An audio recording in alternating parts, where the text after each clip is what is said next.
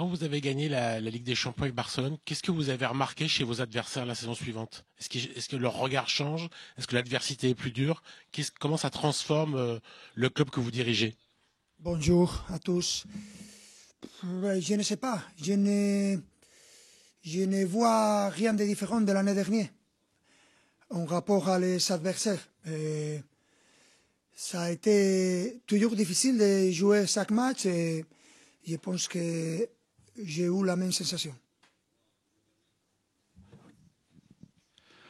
Oui, bonjour, Vincent Deluc à l'équipe. La saison dernière, en début de saison, vous considériez que vous jouiez bien, mais qu'il manquait d'efficacité. En ce moment, on a un peu l'impression que c'est l'inverse, que vous jouez un peu moins bien, mais que vous avez cette efficacité. Est-ce que ça vous semble normal, compte tenu de l'été que vous avez vécu? Un peu moins bien. Je ne suis pas d'accord. Hein. C'est toujours difficile d'analyser et de valoriser ce que nous faisons, mais ça a été vrai l'année dernière. Ça a été un moment très compliqué parce que ce manque d'efficacité, ça a été, mais je pense que c'est le processus normal d'une équipe qui voulait améliorer, que c'est normal. En ce moment, je pense que nous sommes avec plus confiance que l'année dernière en ce moment de la compétition. On commence la Champions League. On est une compétition très différente. Et pour nous, en tant que champion, nous voulons retourner cette sensation d'avoir la possibilité de gagner ce trophée. Et c'est notre objectif dans les premiers matchs. Bonjour coach, Arthur Perrault, RMC. Est-ce que vous pouvez nous donner des nouvelles du groupe, notamment Guevara et Kanguini qui ne sont pas dans le point médical? On sait que Guevara a fait un travail individuel. Est-ce que les deux sont aptes à être dans le groupe pour la rencontre de demain? Merci. Kangi sûr et Guevara, il faut attendre à voir son sensation après l'entraînement. Je ne sais pas, demain ce sera le moment de décider là-dessus. Bonjour, Baptiste Bécard de l'AFP. Justement, avec toutes les blessures, il semblerait que Bradley Barcola prenne ses responsabilités de plus en plus. Il a déjà marqué 3 buts. Est-ce que déjà en début de saison, vous l'avez mis aussi dans ces conditions pour le responsabiliser? Qu'est-ce que vous attendez dans cette saison pour le concernant? Sur Bradley, la même chose que pour tous les attaquants, la même chose que pour tous les milieux du terrain, la même chose que pour tous les défenseurs, la même chose que pour tous les gardiens. J'espère que je pense que chaque joueur peut améliorer et non seulement en façon individuelle, mais aussi en tant qu'équipe. Et quand il y a des blessures, il y a des moments difficiles, je ne vais parler seulement d'un joueur, je vais parler de la mentalité de l'équipe pour surmonter ça. Ici, bonjour, Bruno Salomon, ici Paris-Île-de-France. Je voudrais savoir un petit peu quel regard vous portez sur cette équipe de l'Atalanta Bergame qui a changé d'entraîneur, qui passe sur une nouvelle ère et qui, pour l'instant, se met en route doucement. À quoi vous attendez demain pour cette rencontre? Merci beaucoup. C'est difficile de répondre ça parce qu'on a changé d'entraîneur.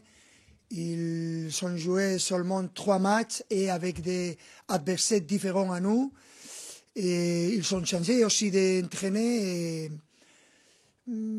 ce sera difficile de prévoir ce qu'ils vont faire, mais si je pense à ce qu'a fait l'Atalanta cette dernière année, on parle d'une équipe difficile qui savent presser haut, qui savent gérer les ballons et avec joueurs de qualité.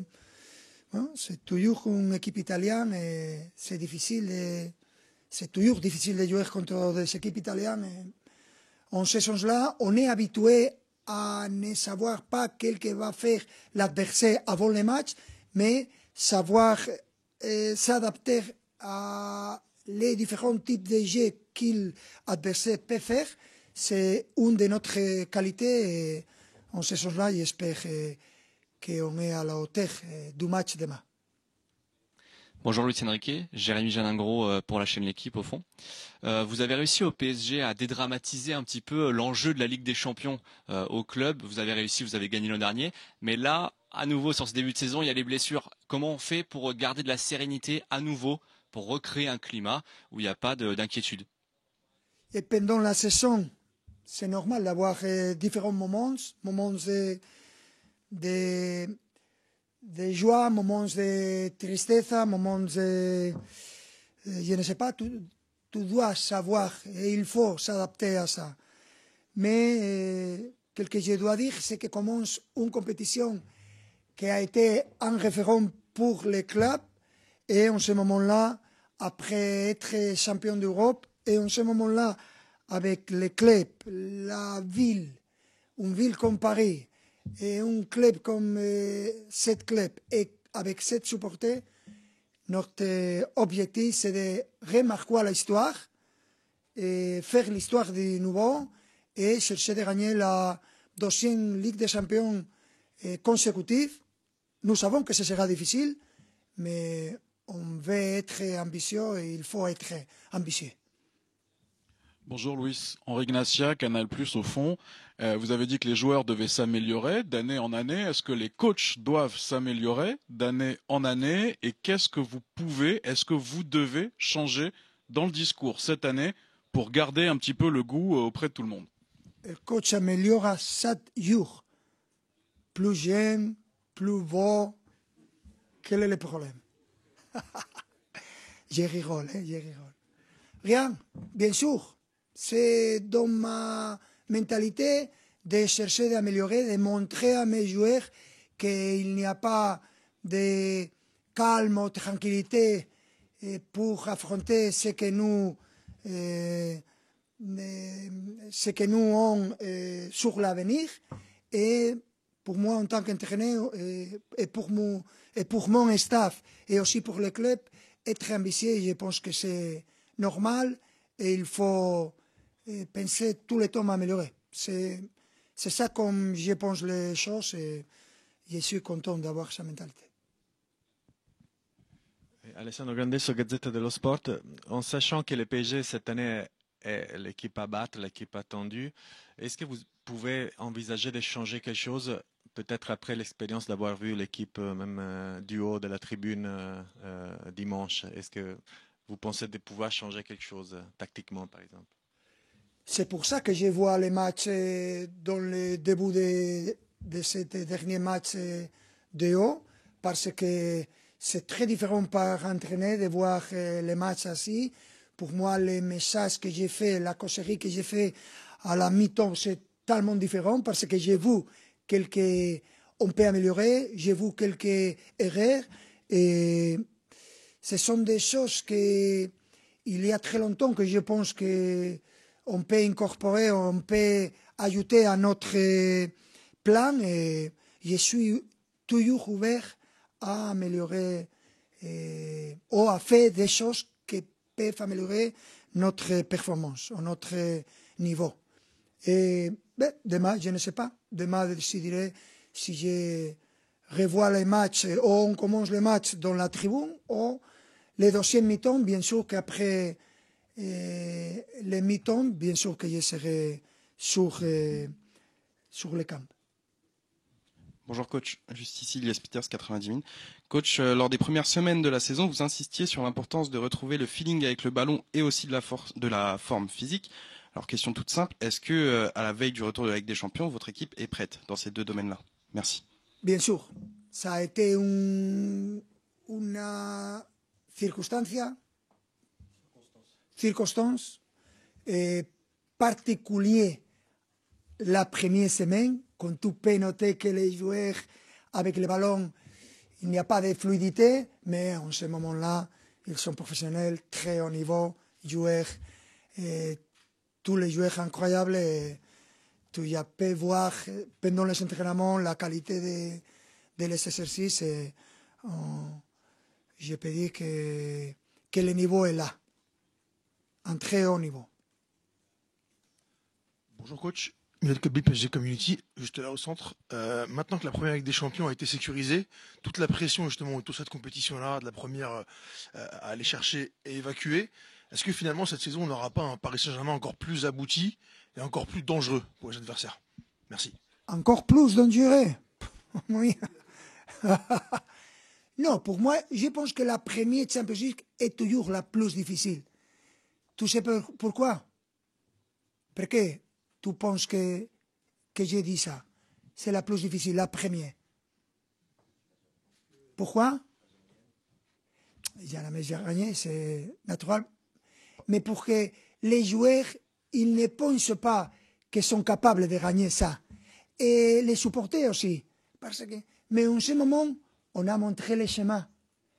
Tout le monde au Paris Saint-Germain, et si tu parles avec les jeunes joueurs, ils veulent gagner la Champions League. Parce qu'ils l'ont vu. Ils l'ont vu l'année dernière que tu es capable de gagner la Champions League. Les supporters, nous sommes capables de gagner en deuxième Champions League. Bien sûr que ce sera difficile et seulement une équipe l'a fait. Bien sûr. Mais pour moi, la première, c'est plus difficile que les deuxièmes, que les troisièmes. Et j'espère, avec cette mentalité de tous les joueurs, la mentalité que nous avons en ce moment-là, de chercher de gagner, de trouver notre niveau, notre haut niveau, et faire de la compétition une belle compétition. Bonjour coach, Saïd Hamda. Aujourd'hui au PSG, il y a une nouvelle ère qui s'inscrit dans la mesure où vous avez envie de franciser l'équipe. Pour vous, à moyen terme, sur les 3, 4, 5 prochaines années, quel est votre objectif sur un effectif avec combien de Français? On sait que la France est l'un des plus gros bassins du football européen et du football mondial. Vous, quel est votre regard sur ce plan de mettre beaucoup plus de Français, un peu comme le Bayern Munich le fait avec les Allemands? Merci. Ça a été un objectif avec la direction sportive, avec Luis, de récupérer un petit peu l'identité, ou l'identité, mais pour moi, et je pense que pour tous les supporters, chaque fois que tu veux un joueur avec les maillots de Paris Saint-Germain, c'est un Parisien. N'importe où il est né, c'est un Parisien. Et c'est un joueur qui défend les couleurs des clubs. Mais en même temps, c'est important pour nous de savoir que si arrive un joueur, doit être très bon, doit être un joueur de très haut niveau, parce qu'il y a beaucoup de joueurs de qualité dans le club. Et au campus, nous travaillons pour encore améliorer ça et pour avoir 7 joueurs français. Nous avons beaucoup de Français dans l'équipe et je pense que c'est important. C'est différent. Tu peux, quand tu parles avec Presco Kimpembe, il te peut dire beaucoup de choses sur le club, sur la culture de la ville, sur beaucoup de choses importantes pour toi. Et je pense que c'est un processus naturel. Bonjour coach, Mourad Sefiane pour la Source parisienne. Une petite question, c'est que les clubs qui gagnent la Ligue des Champions, souvent la saison d'après sont un peu fatigués, un peu mous, comme après les fêtes quand on a trop mangé. Comment vous faites-vous au quotidien pour... on sait que c'est l'inverse qui vous a fait gagner l'année dernière, beaucoup de travail. Comment remettre les joueurs dans la bonne direction? Qu'est-ce que vous faites au quotidien? Est-ce que c'est mental? Est-ce que vous augmentez la charge? Est-ce que vous leur parlez? Vous faites comment pour les remettre en mode 400% de travail? Je fais rien. Les joueurs sont aussi ambitieux.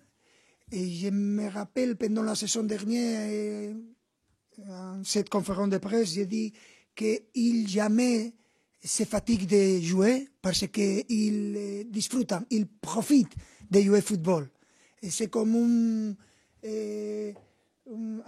un enfant qui ne s'arrête jamais de jouer. C'est la même chose pour nous.